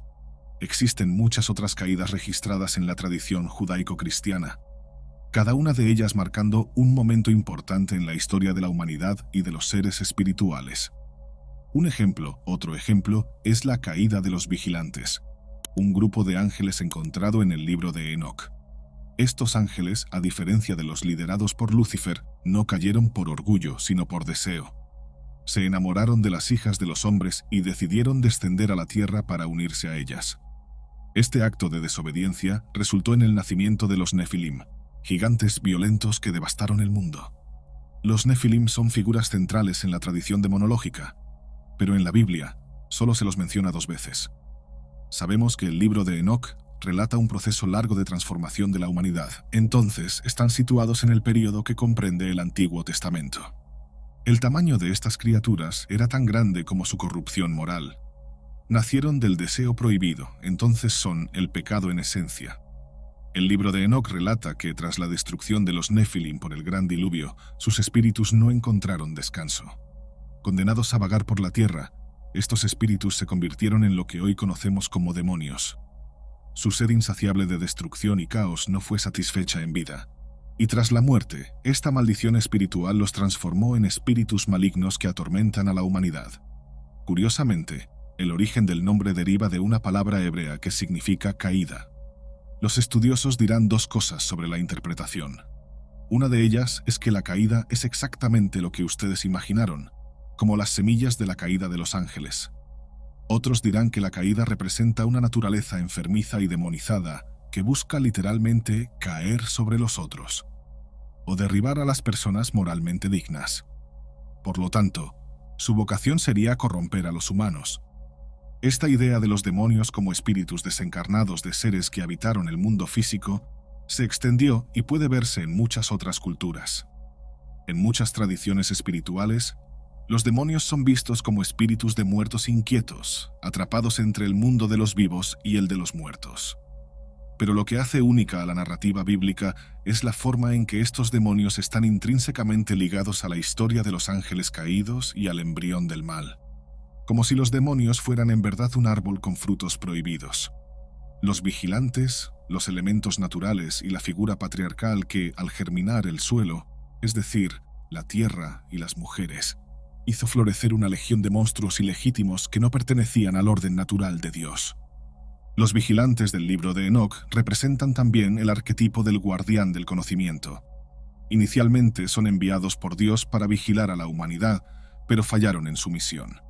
Su deseo de unirse a las mujeres humanas no solo quebró las leyes celestiales, sino que también introdujo el conocimiento prohibido en el mundo. Secretos sobre magia, astrología, metalurgia y otras prácticas místicas fueron revelados a la humanidad, iniciando una era de gran poder pero también de gran destrucción. Es interesante notar cómo todo nace de la desobediencia, la seducción y la codicia de algo sagrado, como si lo profano no existiera por sí mismo y necesitara nacer de una falla de diseño que filtra información que se propaga e infecta a la humanidad. Este conocimiento prohibido es un tema recurrente tanto en la demonología como en el gnosticismo. Aún en el libro de Enoc tenemos a Azazel, uno de los líderes de los vigilantes. Fue él quien enseñó a la humanidad el uso de armas y cosméticos, corrompiéndolos con el deseo y la violencia. En otras palabras, el conocimiento que los vigilantes trajeron no era intrínsecamente maligno, pero la forma en que fue utilizado por la humanidad como una herramienta de guerra y dominación corrompió su esencia. Lo que nos lleva a postular que el mal también es aquello que ha sido profanado, y lo que mezclado con los intereses humanos ha tenido su significado completamente secuestrado. Aquí es donde el tema se conecta al gnosticismo. Para los gnósticos, el conocimiento es la salvación y al mismo tiempo la corrupción. En el gnosticismo, la ignorancia es vista como el estado natural del ser humano, una condición impuesta por el demiurgo, el creador imperfecto del mundo material. Este creador, que los gnósticos frecuentemente asocian con el Dios del Antiguo Testamento, aprisiona a la humanidad en una realidad física limitada e imperfecta, impidiéndole alcanzar el verdadero conocimiento espiritual. Hablaremos más sobre él, como ya lo hemos hecho aquí en el canal, pero lo mencioné ahora solo para que podamos marcar que son ideas semejantes, pero sobre perspectivas muy complejas y distintas. El gnosticismo predica una búsqueda por el conocimiento como instrumento para trascender el mundo físico, escapar de las proyecciones ficticias y regresar al divino, uniéndose al Creador. Ese conocimiento, que también sería un saber esotérico, se llama gnosis. Libera el alma de estas cadenas materiales. En los textos gnósticos, como el Apocalipsis de Pablo y el Evangelio de Tomás, encontramos el mensaje claro de que la salvación no viene a través de la obediencia ciega a las leyes divinas, sino por el conocimiento profundo de la verdadera naturaleza del universo y de uno mismo. Esa gnosis es lo que permite al alma ascender por los reinos espirituales y regresar al pleroma, el reino de la plenitud divina. El hombre ya no es alguien que lucha todos los días para protegerse de las ofensas de Satanás, de su seducción cotidiana. Tampoco es alguien que necesita levantarse todos los días frente a los espíritus de los gigantes destruidos en el diluvio. El hombre necesitaba conocer, sobre todo, lo que era considerado prohibido, para descubrir elementos necesarios que lo ayudarían en la próxima fase de la vida. Una que involucra esferas, emanaciones y otros tipos de vigilantes, los arcontes. Mientras que en el libro de Enoc el conocimiento traído por los ángeles corrompió a la humanidad, en el gnosticismo el conocimiento es el camino hacia la redención. Esta diferencia significativa refleja la visión dualista del gnosticismo en relación con el mundo material. Para los gnósticos, el mundo físico es una prisión, un lugar de sufrimiento y dolor creado por un Dios sádico e ignorante, mientras que el mundo espiritual es el verdadero hogar del alma. Para los más nuevos aquí en el canal, sepan que el gnosticismo no niega la existencia de un Dios similar al de la Biblia. Simplemente lo separa en dos divinidades, una que aparece al principio y otra citada por Cristo, un Dios de amor y benevolencia. Cuando analizamos estas tradiciones, es imposible no mencionar el viaje del alma después de la muerte. Este es otro punto de intersección que separa, y al mismo tiempo, une demonología y gnosticismo a las tradiciones judaico-cristianas. En el libro apócrifo, el libro de Yeu, importantísimo en la tradición gnóstica, encontramos una descripción detallada del viaje cósmico que el alma debe recorrer después de la muerte. Este viaje no es simple ni lineal, involucra la superación de varios niveles de existencia, cada uno custodiado por poderosos seres espirituales. Estos seres, conocidos como vigilantes o arcontes en el gnosticismo, son semejantes a los demonios de la tradición cristiana. Son guardianes de los portales entre los reinos espirituales y tienen el poder de impedir que el alma avance en su viaje. Sin embargo, a diferencia de los demonios de la demonología, que son frecuentemente vistos como fuerzas del mal absoluto, los arcontes en el gnosticismo son más ambiguos. Representan las fuerzas que mantienen el orden del cosmos, pero también son vistos como opresores que aprisionan al alma en la ignorancia y el deseo material. Como dije antes, el gnosticismo no niega a ninguna gran figura cristiana, ya que también nació del cristianismo, especialmente en el período de las iglesias primitivas. Así, en el libro de Yeu, Jesús revela a sus discípulos los secretos necesarios para superar estos obstáculos. El alma debe usar sellos mágicos, encantamientos y palabras sagradas para convencer a los vigilantes de liberar el paso. Además, el alma necesita pasar por rituales de purificación, como los bautismos de agua, fuego y espíritu, que la preparan para enfrentar los desafíos espirituales. Este proceso de purificación y ascensión es semejante al que encontramos en la demonología, donde el alma debe enfrentar las tentaciones y trampas de los demonios para alcanzar la salvación. Sin embargo, en el gnosticismo, el énfasis está en el conocimiento y la comprensión, mientras que en la demonología tradicional, el foco está en la fe y la obediencia. Uno mantiene al hombre desprovisto de algún don material que transforme lo profano en divino, incluso simbólicamente. Dios es el único que puede hacer eso. En esencia, el hombre solo es bueno porque Dios está a su lado, y el mal solo se derrota cuando su fidelidad y capacidad de superar obstáculos es validada.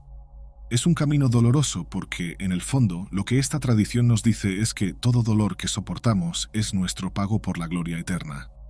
Pero es inmensamente reconfortante, porque Dios siempre está amparando y cuidando para que la carga que llevamos sea exactamente lo que cada uno de nosotros puede soportar. El miedo a la muerte, los límites entre la felicidad momentánea y la tristeza terrenal se mezclan. El sujeto debe temer menos, pues el tiempo en la tierra es un paso. Vivir es parte de la cura, no el veneno. Este es un camino largo de consuelo y penitencia, pero al final el alma se eleva hacia Cristo y entra en las puertas celestiales. Y así, la epopeya humana se cierra. Pero en el gnosticismo, además de lo que mencioné, tenemos la idea de los tesoros de luz. Estos tesoros representan los niveles más altos de conciencia y conocimiento espiritual que el alma puede alcanzar en su viaje de ascensión. Cada nivel de existencia es como un tesoro por descubrir, y cada tesoro ofrece al alma un nuevo entendimiento sobre el universo y su propia naturaleza. Estos tesoros se describen como portales entre los reinos, custodiados por seres espirituales que prueban al alma. Para pasar por estos portales, el alma no solo debe tener conocimiento, sino también haber purificado su esencia a través de rituales. En los libros de Sheu, Jesús intenta ofrecer este conocimiento a sus discípulos. Pero el material manuscrito se ha perdido con los años, y nunca descubrimos exactamente cómo derrotar las fuerzas energéticas de las esferas. Pero lo que es fácil de notar es que superar los niveles no se ve como una victoria sobre el mal, sino como una integración con el conocimiento divino. El mal es solo un escalón que debe superarse. De esta forma, el mal es la antítesis del conocimiento. El mal es la ignorancia. Los demonios bíblicos son frecuentemente asociados a tesoros ocultos, conocimiento o poder que está escondido y solo puede ser accedido por aquellos que tienen el coraje o la habilidad suficiente para enfrentarlos. Sin embargo, mientras en el gnosticismo estos tesoros son espirituales y conducen a la ascensión, en la demonología tradicional los tesoros son frecuentemente vistos como trampas, ofreciendo poder temporal a cambio de la perdición eterna. También, en el caso de los vigilantes, son regalos que nos enseñan cosas que, con el mal uso, pierden su significado original. Así que mientras el mal es un subproducto de la ignorancia, lo profano es un subproducto del conocimiento divino mal utilizado, lo que no dista de la clasificación etimológica. Esto todo prueba que la tradición gnóstica, por lo tanto, transforma el viaje espiritual en una búsqueda del verdadero conocimiento. Una búsqueda que no es diferente de lo que encontramos en las antiguas tradiciones místicas de otras culturas. La gnosis es el tesoro final, el premio que el alma debe buscar, y los arcontes y vigilantes son los guardianes que prueban su pureza y su entendimiento.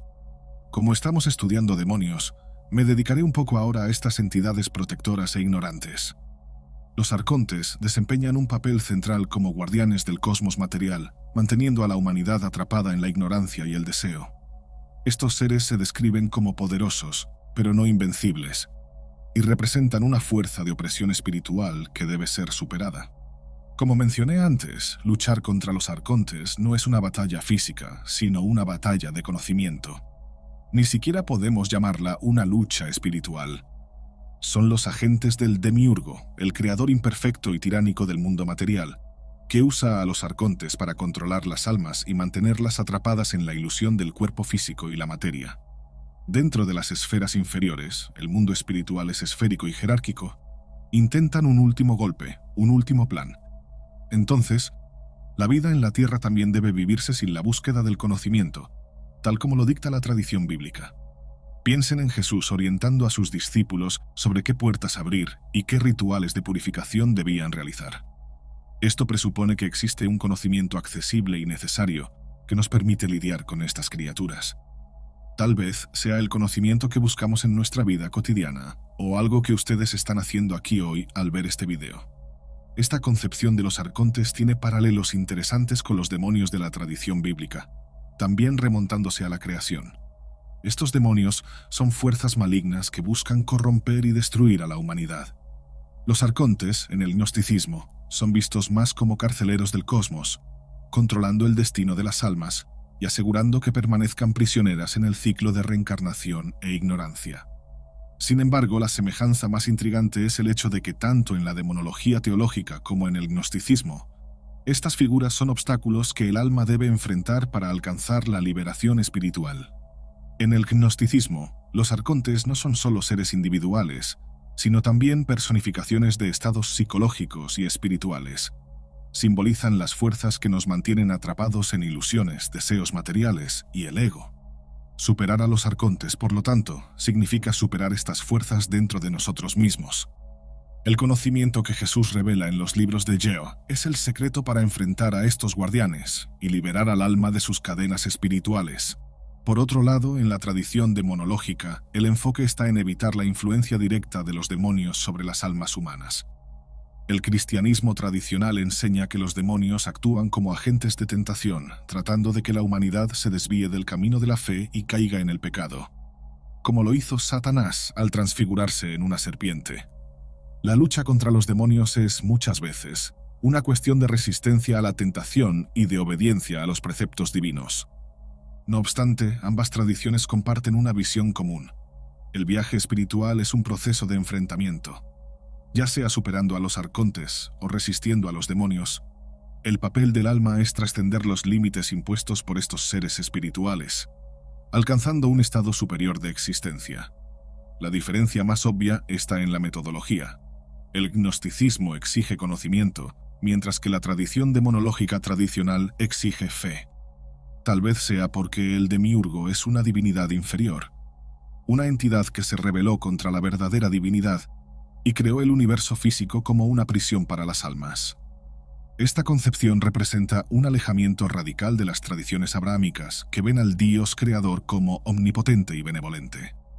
Para los gnósticos, el demiurgo es el responsable de todo el sufrimiento y la ignorancia en el mundo. Y esto es importante para entender que el mal también tiene algo divino en él, como un don que nunca se concretó completamente. El mal no sería, de esta forma, lo contrario del bien, un reflejo imperfecto. Sería un reflejo quebrado porque nunca logra reproducir la perfección del Creador. Quien crea con imperfección, termina destruyendo. Para mantener personas semejantes al perfecto, un reflejo de Dios, aprisionadas en la imperfección que creó, el demiurgo nos seduce con proyecciones fantasiosas. Sería algo semejante a lo visto en la película Matrix, pero cuando busco referencias prefiero ir directamente a la fuente. La película se basa en la idea platónica de la caverna, algo de lo que ustedes están cansados de escuchar aquí. Dentro de la caverna se proyectan imágenes para personas que nunca conocieron la realidad, solo copias reflejadas que pierden diámetro, y por la falta de un evento material, acaban recibiendo otros valores y pasan a representar verdades universales sobre el universo. El mundo es una caverna que el demiurgo creó, y toda la realidad es una alegoría, un mito, una imagen distorsionada en las cavidades de la caverna. El hombre necesita quedarse allí, lo que le impediría acceder al mundo real, al agotamiento de la matriz. Pero el demiurgo aún nos enseña algo sobre el mal y sobre los dioses, porque él proviene del Dios en un sentido único. Se separan. Lo que hace del sujeto, alguien que heredó esta dualidad que se expande, se separa y se une al final. Si pensamos en la Kabbalah, cuando el Creador decidió que tejería la existencia, el mal también cayó y con él creó esferas divinas. Es importante que haya mencionado antes a Platón, aún más porque muchas personas lo consideran demasiado lúdico, ya que la Kabbalah usa mucho de su pensamiento. Los estudiosos lo llamarán concepción neoplatónica, para explicar a Dios. Porque cuando dije que el Creador decidió, en realidad estoy haciendo una adaptación para mejorar su comprensión. El Creador es el título que damos a alguien que, por medio de intención, pensamiento, palabra y acción, construyó algo. El Dios bíblico pronunció palabras y creó. Pero dentro de esta doctrina, la divinidad manifiesta su voluntad pero no preconiza nada. Y cuando hablamos de Dios, estamos hablando de emanaciones de una divinidad que nace de la unión de seres finitos, totalizando a Dios. Estos seres son emanaciones que están íntimamente ligadas al mundo intelectual y material, y están representadas en el árbol de la vida, el sistema jerárquico de la Kabbalah. Y antes de avanzar, porque no me he dedicado aquí a los demonios, Quisiera destacar también que los mundos donde habitan las emanaciones se asocian con los mundos creados por Platón, pues esencialmente demuestran el mundo sensible y el mundo inteligible, representando la caverna por fuera y por dentro. Volviendo al gnosticismo clásico, la figura de Satanás crea un paralelo interesante. Al igual que el demiurgo, Satanás es un ser que se rebeló contra la autoridad divina y busca corromper y aprisionar las almas. Sin embargo, mientras el demiurgo crea el mundo físico como una prisión, Satanás opera dentro de ese mundo, usando sus tentaciones para alejar a las almas de Dios. Para el demiurgo, el infierno es aquí en la tierra. Esta diferencia fundamental en la visión del mundo material es lo que distingue al gnosticismo de la demonología tradicional. En el cristianismo ortodoxo, el mundo material es creación de Dios y, aunque puede ser corrompido por el pecado, no es inherentemente maligno. Ya para los gnósticos, el mundo material es, por definición, imperfecto y corrupto. Una trampa creada por el demiurgo para mantener a la humanidad alejada de la luz divina.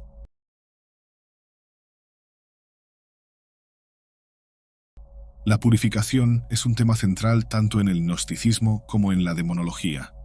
En el cristianismo tradicional, la purificación del alma se logra a través de la fe, los sacramentos y la obediencia a los mandamientos divinos.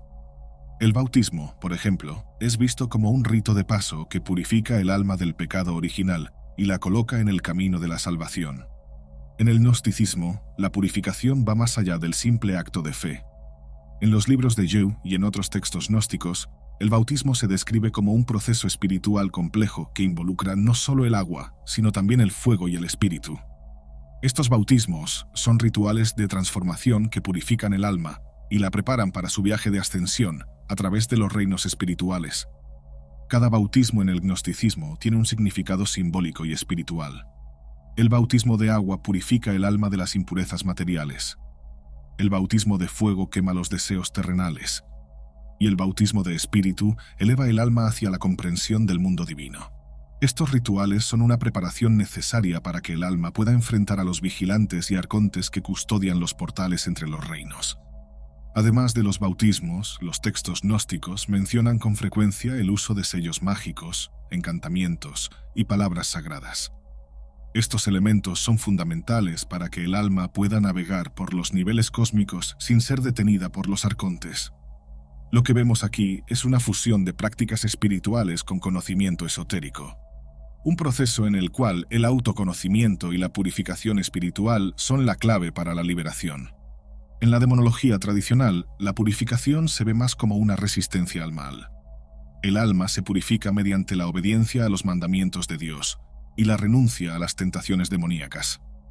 El proceso de purificación es más pasivo en comparación con el gnosticismo, donde el alma debe ser activa en su búsqueda de conocimiento e iluminación. Una característica notable del gnosticismo es su dualismo. El mundo está dividido entre luz y oscuridad, bien y mal, ignorancia y conocimiento. La lucha del alma es una lucha por escapar de la oscuridad del mundo material y alcanzar la luz del pleroma. Esta concepción dualista del universo está presente en muchos textos gnósticos, incluyendo los ya mencionados aquí, donde el viaje del alma se describe como una travesía de la oscuridad hacia la luz. El mundo físico es una ilusión, un lugar de sufrimiento y dolor creado para impedir que las almas alcancen la verdad. Solo a través del conocimiento secreto de la gnosis, el alma puede romper esta dura realidad. Esta visión dualista también está presente en la demonología tradicional, pero de manera diferente. En el cristianismo, la oscuridad está asociada con el pecado y la influencia de los demonios. La luz, por otro lado, es el reino de Dios, donde la justicia, la bondad y la verdad reinan supremas. La lucha entre la luz y la oscuridad, por lo tanto, es una lucha por la salvación del alma, que debe resistir las tentaciones demoníacas y permanecer fiel a Dios. Sin embargo, el gnosticismo va más allá de esta visión simplista de bien contra mal. La verdadera batalla no es solo entre Dios y Satanás. El alma no solo está luchando contra las fuerzas externas del mal, sino contra las fuerzas internas que la mantienen atrapada en la ilusión del mundo material. El autoconocimiento, por lo tanto, es la clave para la liberación. Y el hombre es su mayor enemigo, ofreciéndose a sí mismo las mayores seducciones. En los textos gnósticos, el viaje del alma no está limitado a una simple travesía. debe atravesar diferentes reinos cósmicos, que se describen como niveles o capas de existencia espiritual, conocidos como éones. Cada éon representa un nivel de conciencia y entendimiento que el alma debe superar en su búsqueda de la redención y el retorno al pleroma. Sin embargo, estos reinos están custodiados por arcontes y seres espirituales poderosos que actúan como barreras y jueces, probando al alma en cada paso. Uno de los conceptos más fascinantes que se encuentran en los libros de Joe es el del Mesos, un reino intermedio que conecta los niveles más elevados del pleroma con los reinos más bajos del cosmos material. El Mesos se describe como una fase de transición donde el alma, habiendo ya superado las tentaciones e ilusiones de los reinos inferiores, comienza a prepararse para los desafíos finales antes de alcanzar la plenitud divina. El Mesos no es un lugar de descanso. En la cosmología gnóstica, cada etapa de ascensión es un nuevo desafío. El alma debe enfrentarse a los vigilantes, figuras que prueban no solo el conocimiento espiritual acumulado, sino también la pureza de la intención. Esto refleja la visión de que el viaje espiritual no es una cuestión de acumular poder o conocimiento por el simple placer de poseerlos, sino de purificar la esencia del alma, eliminando los deseos terrenales y las ambiciones egoístas. Este proceso de purificación y trascendencia refleja las prácticas gnósticas de bautismos espirituales, que se repiten y profundizan a medida que el alma avanza en su viaje. Diferentes sellos y encantamientos son revelados en cada etapa, y con cada obstáculo superado, el alma gana más acceso a los tesouros de luz, las dádivas divinas que representan el conocimiento pleno y la realización espiritual. Los éones también simbolizan una fase de elección. El alma puede optar por intentar alcanzar el siguiente nivel o permanecer atrapada en un ciclo de repetición, incapaz de avanzar por no haber asimilado completamente el conocimiento necesario. Esto es semejante a la idea de la reencarnación, encontrada en otras tradiciones religiosas y filosóficas, donde el alma continúa reencarnando hasta que haya aprendido las lecciones necesarias para trascender. El Mesos, por lo tanto, no es solo un reino intermedio en el camino del alma, sino un espacio de preparación y de confrontación con los desafíos más sutiles y profundos de la existencia espiritual. Superar esta etapa es esencial para que el alma pueda liberarse completamente de las ilusiones del cosmos material y de los ciclos de renacimiento. En los textos gnósticos, la victoria final del alma no es simplemente escapar de los arcontes y alcanzar el pleroma. Es también un proceso de reintegración. Al alcanzar los niveles más altos de existencia, el alma se convierte en una con la divinidad verdadera, disolviendo su individualidad en el todo divino. Esta idea de reintegración es crucial para entender el gnosticismo. La salvación no es solo una liberación del sufrimiento, sino una fusión completa con la fuente de toda la existencia. Esta fusión con lo divino, sin embargo, solo es posible cuando el alma ha comprendido y superado todos los niveles de existencia. El viaje del alma por los éones y el Mesos es un viaje de autodescubrimiento y purificación. Cada nivel representa un aspecto de la existencia que el alma debe entender y trascender. Al hacerlo, el alma no solo escapa de las trampas del mundo material, sino que también se convierte en una parte activa de la realidad divina. La derrota de los arcontes es, por lo tanto, simbólica de la superación de todas las barreras que mantienen al alma atrapada en la ignorancia y el deseo. Cada arconte representa una parte de la psique humana, una ilusión o tentación que debe ser deshecha. A través de la gnosis, el alma logra ver más allá de estas ilusiones y avanzar hacia los niveles más altos de existencia. A lo largo de esta exploración de la demonología y el gnosticismo, queda claro que, aunque estas tradiciones siguen caminos diferentes, ambas reflejan una preocupación común: la liberación del alma. En la demonología tradicional, el alma debe resistir las tentaciones de los demonios y mantenerse fiel a Dios. En el gnosticismo, el alma debe superar a los arcontes y adquirir el conocimiento esotérico necesario para trascender el cosmos material. Aunque las metodologías son diferentes, con el gnosticismo enfatizando el conocimiento secreto y la demonología tradicional enfocándose en la fe y la obediencia, el objetivo final es el mismo: la ascensión del alma y su liberación de las fuerzas que la aprisionan. Al final, el verdadero enemigo no son los demonios o los arcontes, sino la ignorancia y el apego al mundo material. La verdadera victoria está en comprender la naturaleza de la realidad, en adquirir la gnosis que revela el camino hacia la plenitud espiritual y la unión con lo divino.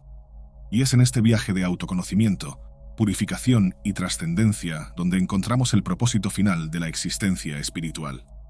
Pero ahora que hemos hablado sobre cómo los demonios, los arcontes e incluso los dioses se han fusionado con el significado más amplio de la maldad contemporánea, y cómo cada una de las tradiciones que mencioné han proyectado un ideal de hombre distinto, quizás sea hora de profundizar aún más en el estudio. Usaré como base algunos grimorios, sobre todo aquellos que fueron rescatados por el ocultismo europeo. Permítanme presentarles La llave menor de Salomón, un libro que mezcla hechicería antigua, enseñanzas cabalísticas y una expedición dentro de la demonología histórica que nos lleva al reinado de Salomón y su supuesto panteón demoníaco. Tanto la Biblia como el Corán describen a Salomón como un hombre de fe y sabiduría. Su sabiduría, incluso, era un don concedido por el propio Dios. También era un profeta y se le atribuye la escritura de algunos libros de la Biblia, entre ellos Proverbios. Ciertamente, Salomón no era un rey cualquiera. Era hijo de David, el gran rey de Israel, y su misión de vida era construir un templo que simbolizara el vínculo entre Dios y su pueblo. Una misión que concluyó en tiempo récord. Lo que el libro dice es que, además de todo eso, y me refiero al poder de hablar con animales y controlar incluso los vientos, tenía un anillo mágico y podía controlar legiones de demonios que, tras ser aprisionados, comenzaron a trabajar en las obras del templo. El historiador judío Flavio Josefo lo llamó domador de demonios, y creía que durante su reinado Salomón realizó más de 2000 exorcismos. Aquí ya hemos hablado sobre un libro de magia que refuerza esta característica, el Testamento de Salomón. Narra la presencia de un ángel, cuyo nombre nunca fue completamente interpretado, que le habría concedido un anillo con el poder de aprisionar demonios y controlarlos. Pero además de eso, al subyugar a las entidades, Salomón recibió dos informaciones importantes. Una era el origen, nombre y poderes de los demonios, lo que le ayudó a catalogarlos. Con esta información podía descubrir cómo podían ayudar en las obras, de modo que utilizaran sus habilidades sobrehumanas para acelerar la construcción del templo.